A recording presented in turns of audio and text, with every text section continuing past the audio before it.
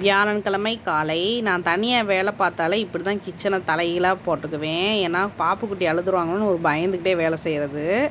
Morning பிரேக்ஃபாஸ்ட்டுக்கு தோசையும் பூண்டு சட்னியும் தேங்காய் சட்னியும் தான். தேங்காய் சட்னியும் இன்றைக்கி ஃப்ரெஷ்ஷாக கொத்தமல்லி இலையும் 2 சின்ன வெங்காயம் போட்டு அரைச்சேன். சூப்பராக இருந்துச்சு. நீங்களும் ட்ரை பண்ணி பாருங்கள். தோசை, இட்லி, சப்பாத்திக்கு அட்டகாசமாக இருக்கும். தேங்காய் சட்னி என்டையர்லி டிஃப்ரெண்ட் டேஸ்ட்டில் இருந்துச்சு. அம்மா கொடுத்த பூண்டு சட்னியை தான் சுடு பண்ணி வச்சுருந்தேன். தம்பிக்கு ஒரு தோசையை சுட்டு கொடுத்தாச்சு. மதியம் லஞ்சுக்கு என்ன பிளான்னே தெரியாமல் சோறை வச்சுட்டேன்.